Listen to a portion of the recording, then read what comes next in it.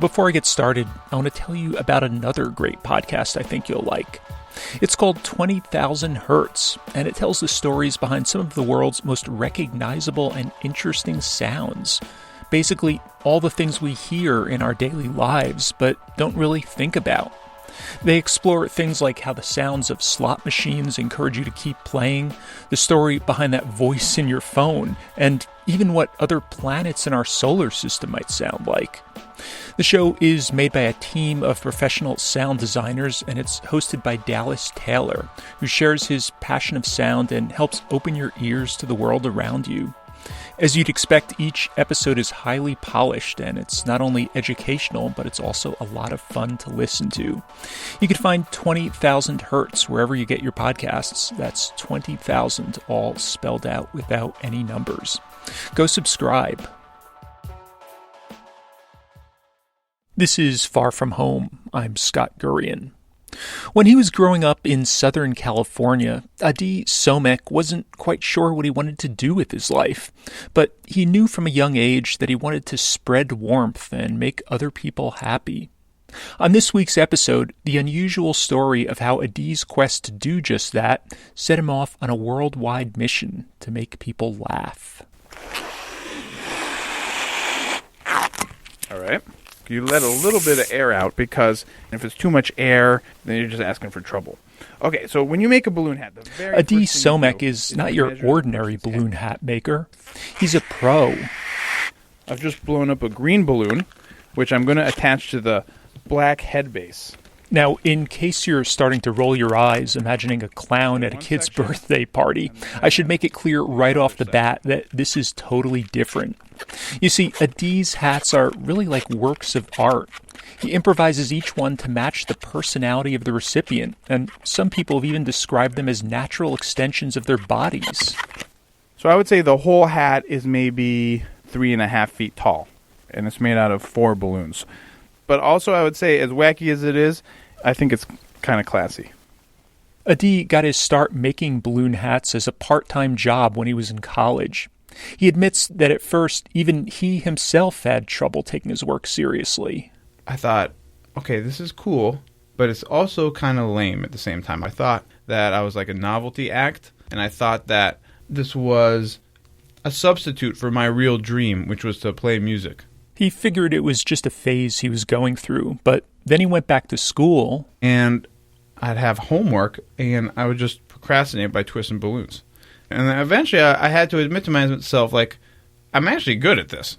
As his skills improved, he also began to realize that his hats were quite meaningful to people. I was making $150 an hour twisting balloons at corporate parties.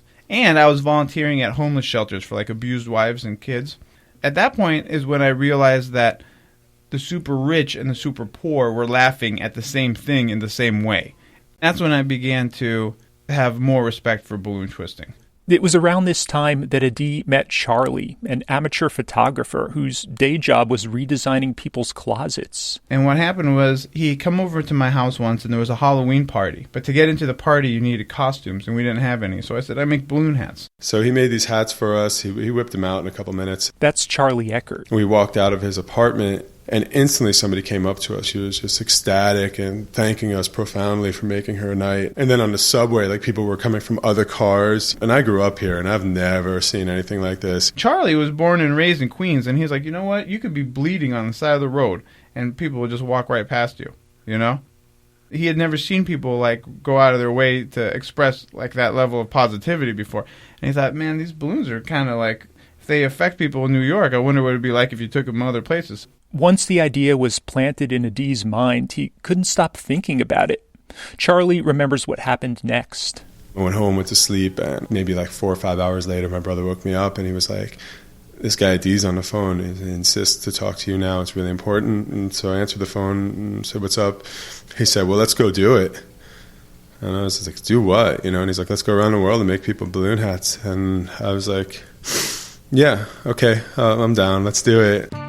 So at the age of 23, Addi withdrew his bar mitzvah money that had been sitting in the bank and took a trip with Charlie across Central America, carrying 50 pounds of balloons in his backpack. While Addi made hats for people, Charlie took hundreds of pictures to document their journey.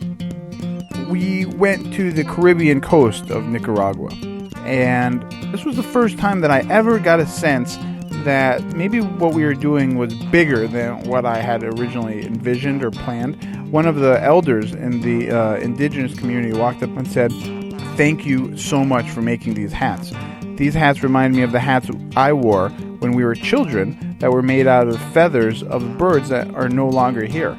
And these balloon hats are the closest thing that these kids has ever gotten to our traditional hats. Charlie also realized pretty quickly that it seemed like they were onto something.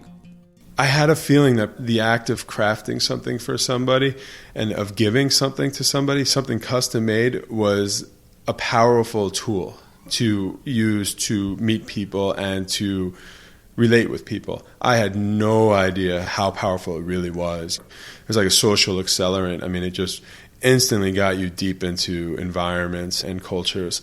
That first trip was so successful that over the next several years, Addi and Charlie embarked on half a dozen more journeys, ranging from a boat ride up the Brazilian Amazon to a trek across the frigid Mongolian desert. It was on one of their early trips that they had a chance encounter with a filmmaker named Andy Vermouth.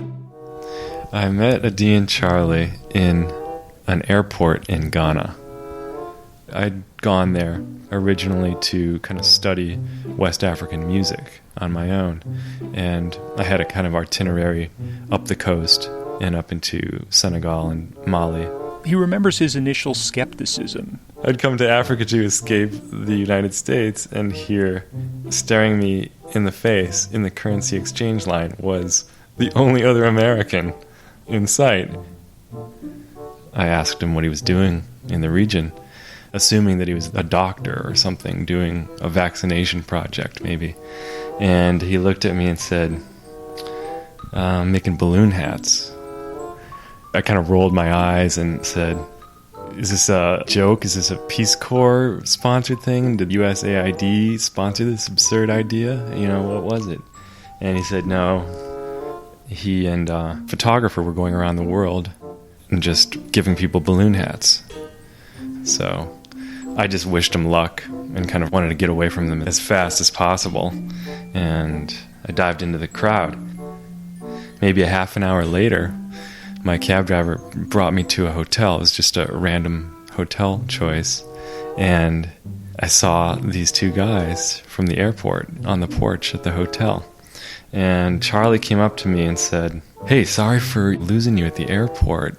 You know, we kind of lost you there, but we got the last room here. There aren't any rooms left, so I asked the desk clerk if we could share the room with you. And I was just thinking, what? You know, what is this?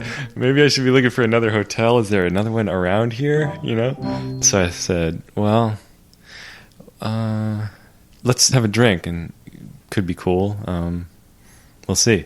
And, you know, struck it up with them right there, talked about what they were doing, and then ended up sleeping in the same bed that night, all three of us.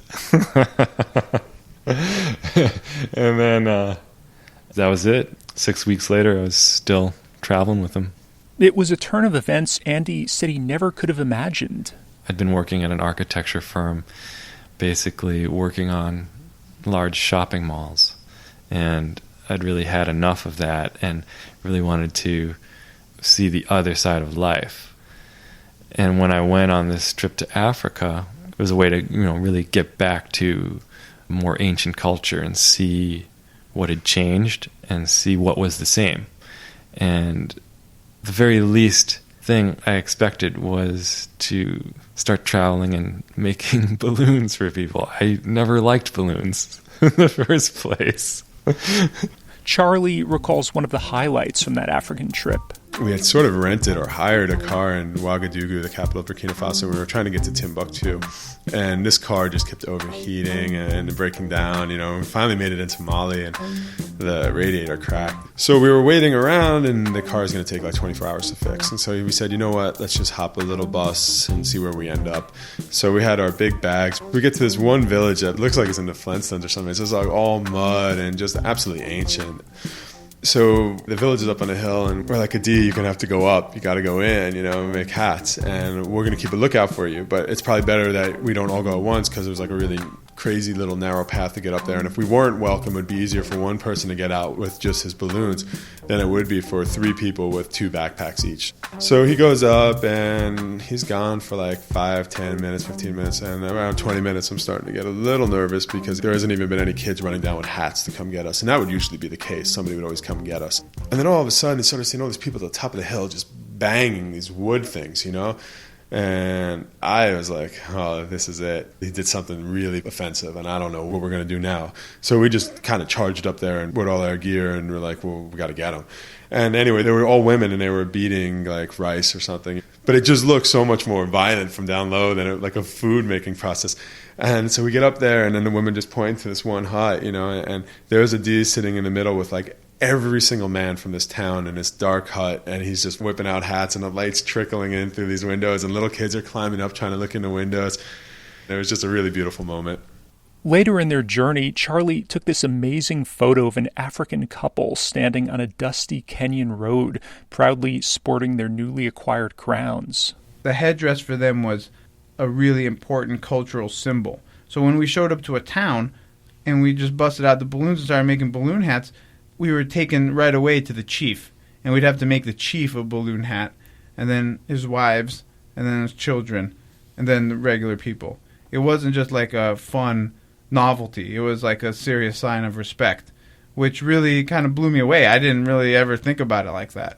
Andy remembers his initial surprise. When I first heard about it, I thought it was, another one of those slacker American coffee table book trips. People were doing this a lot then, going around the world and getting their own perspective on things with some little gimmick. And I thought this was just another one of those ideas. But when I first saw the reaction, I was blown away. After Africa, they went to the Balkans just as things were heating up, 1 year before the NATO bombing. Every time I'd start a trip with them, I'd have this incredible skepticism about, the whole nature of the project. Sarajevo was so damaged. It was completely destroyed. I thought, how is anyone here going to want to laugh or have fun or do anything outside just trying to get through the day and survive? We went to survey some refugees of the Srebrenica massacre, and I thought, this is really not respectful of their plight, and I was proved wrong. People loved it, These people didn't have any possessions that they were able to bring with them after this massacre. And just the very fact that Charlie could take these photos of them and give them back something, a family photo that they didn't have before, that they'd lost, or even just a memory of something happy, that had happened recently for them to think back on, was a really profound experience. And those kind of experiences just kept happening. When we were there, one of our hosts was a broadcast journalist for a TV station called Studio B, which is kind of the alternate TV network in Belgrade. And they did a little short spot on the Balloon Hat project and showed it on the air shortly after we left. But then during the bombing, they also aired this segment. And they thought that was very important and meaningful because it showed to Belgraders that not all Americans were against them, and that Americans as individuals weren't bombing them. It was a government-to-government thing, and on an individual level, there were still friendships. Through the images he captured, Charlie tried his best to change people's perceptions and spread a message of peace. We went to Belfast and we photographed Catholics one day and Protestants the other day. And here's 3 separate photos of them wearing balloon hats. Now you put the photos next to each other. It's like who's who. And it sort of was a way to just bring emphasis to the absurdity of it all. Then Andy says they took a trip to the Middle East. When we went to Jerusalem, we actually hit it on a holiday, Shavuot. the commemoration of the giving of the laws to Moses, where they make these paper hats for the kids. So we were actually invited to a Hasidic school in Mia Sharim, where, we never would have been able to go any other day, and make hats for these Hasidic kids, and actually, interacted with them. And then from there, the next day, going over to Ramallah, we had a little trepidation about it because Addi is Israeli. His parents are both Israeli. He was born in America, but he'd been to Israel many times with his family, and they forbade him from going to Ramallah or anywhere in the West Bank. So he basically had to lie to them and tell them he was going somewhere else, and then we went into Ramallah and, again, proved all of the expectations wrong. I actually spoke Hebrew with Palestinians on the streets of Ramallah, just making balloons for their kids on the street. They'd come out with coffee for us, and one guy came up and put his arm around me and said, "You see this? An American speaking Hebrew in Ramallah. This is beautiful." So nice. Everywhere Addi, Charlie, and Andy went, people offered them food and places to spend the night. Sometimes they used translators, but often they just let the balloons speak for themselves. They visited Thailand, Russia, and Scandinavia, took a train across China, and rode by camel through India's Rajasthan desert. I remember one time we had like a crowd of like 40 kids, and they were all surrounding us. They were balloon hats, we want to have. And all of a sudden, these 3 police officers just like started separating all the kids and walked up right to us. And I thought, oh, we're busted now, And they're like, we want hats too. It was just like, it was great. No one ever said no to a balloon hat in India. And those hats gave them an amazing ability to connect with people all over the world in remarkable ways. We were in Vietnam, up in the mountains where the Hmong people are, in this town called Sapa. And this anthropologist saw what we were doing, and he said, you guys have gotten more into this culture in one afternoon than I have in 6 months, just because you made people laugh. Looking back on his adventures, Addi says his experiences were really meaningful, and he doesn't have any regrets. We were doing our travels from 96 to 99, which is the peak of the whole .com drunken craze, and I had a master's degree in organizational development, which I could have gotten a startup and made a ton of money in stock options and been smart enough to quit while I was ahead. And I grew up in the Silicon Valley. Every idiot I went to high school with was doing that. And we were making balloon hats for Africans for free, losing money. So it was a concerted effort to say, we want to do this. This is our chance to actually contribute something that makes someone feel better. In addition to his international journeys, Addi also traveled extensively across the U.S., stopping to make hats for shrimpers in Louisiana, Native Americans in South Dakota, and even a senior citizens aerobics class in Miami. After hearing so many of his stories, I really wanted to see for myself how people would react to his hats. So the two of us went walking around Washington, D.C.'s Georgetown neighborhood. Would you like a balloon hat? Not really. Do you want a balloon hat? A what? A balloon hat? I'm a balloon hat maker, and I just make them for free. No, that's okay. Okay. For some reason, we just didn't seem to have much luck, but Addi understood the problem. All the amateur balloon hat makers had scared folks away. Most people, when they make a balloon hat, it's not really like a well-crafted thing. It's like a bowl of spaghetti dumped on someone's head, For me, as a balloon hat maker, part of the whole pitch is to somehow let people know that I'm not trying to goof on them. They're not going to be seen as foolish.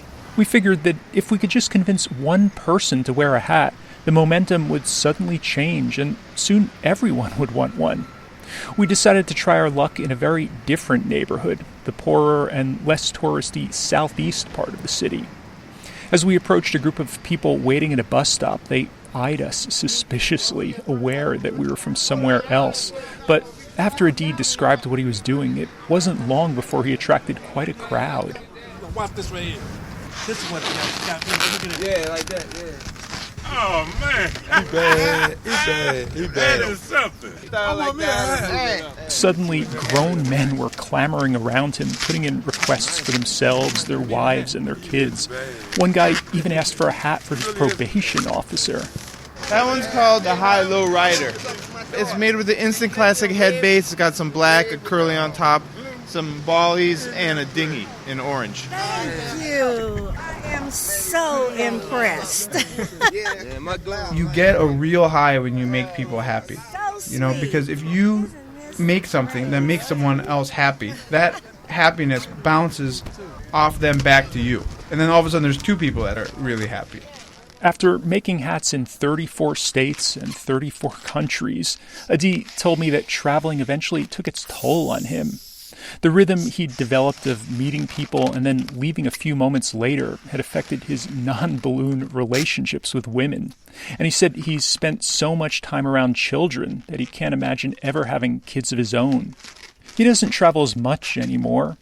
Nowadays, he lives in Los Angeles, and in the years since I originally interviewed him for this story, he's managed to turn his skills into a successful business showing off his work, and he's appeared everywhere from The Today Show to Jay Leno and Martha Stewart. Addi Somekh is here, and he's mesmerizing us with his balloon technique. What's next? Check this out. This is the dinghy. Uh-oh. Oh, I like this one. Yeah, once you practice a lot, you sit in your room, lock the door, and practice for years. Did your mother ask you what the hell are you doing in your room? They were a little concerned at first, yeah. In fact, there's still sometimes are concerned, to be honest with you. People hire Addi and his team for parties and events to build balloon art displays like enormous dancing robots and balloon dragons the size of a room. Last month, he even built a gigantic balloon dog as part of a set for Katy Perry's appearance on The Ellen Show. And a few years ago, he finally got his wish to have his own balloon TV program. We were hired for a hospital fundraiser at a golf course in Marin County, California, which is just north of San Francisco. This one's actually a real challenge. So what are we making? I started brainstorming with her on the phone, and I said, hey, we can make a gigantic castle. A castle? A castle. How big a castle did you promise? I'd said it was going to be majestic. Addi's also found a way to combine his love of balloons with his childhood dream of being in a jazz band. I learned how to make a balloon base from a really gifted balloon guy in Canada. He came up with this really clever way to make a balloon resonator inside of a round balloon, and you use a skinny balloon as the string that you play. So it's a one-string instrument. All my hang-ups about playing music were erased because I figured it's a balloon. You know, I could do it if it's a balloon. You can find Addi jamming on the balloon bass around the LA area from time to time as part of his music group called Unpoppable. In his free time, he's also started a group called the Balloon Art Brigade that teaches high school and college kids to twist balloons for people in homeless shelters and nursing homes. After nearly 3 decades, what started out as a part-time hobby seems to have taken over Addi's life, and he's just as stunned as everyone else. I thought, okay, I'm going to do this for a couple of years, become like a regular person, job, wife, traffic in the morning, you know, like everything my parents want for me. And I still haven't been able to get out of the balloon thing. Charlie went on to become a freelance photojournalist, covering everything from natural disasters to the war in Afghanistan. And Andy ended up making a documentary film about Addi's worldwide travels called, appropriately enough, Balloon Hat. You can find links to everything, the film, Addi's music, his TV show, and even a TED Talk he gave on my website, farfromhomepodcast.org. And I know you're dying to see photos of his hats, so I've posted a few of my favorites. You could also see them by following Far From Home on Instagram and Facebook, or following me, Scott Gurian, on Twitter. Shorter versions of the story originally aired on public radio ages ago. Thanks to my editors Margot Melnikov at The World, Andrea De Leon at NPR, and Lita Hartman at The World Vision Report, who all contributed to making this a better piece. Thanks also to Kevin MacLeod for his music track Investigations, to Hank Rosenfeld and Lona Elias for production assistance, to Dante Johnson, and to my friend Josh Chaffin, who introduced me to Addi in the first place. Big shout out, as always, to the Public Radio Exchange for podcast hosting and technical support. Far From Home's Season 2 logo comes from Polemic, which designs award-winning experiences all over the world at the intersection of culture, commerce, and community. Find out how they can help your business at polemicdesign.com. Until next time, thanks for listening.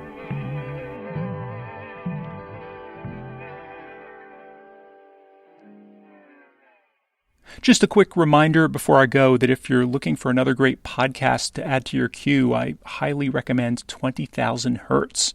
That's the show where host Dallas Taylor and his team of fellow sound designers explore the stories and people behind the things we hear every day but take for granted.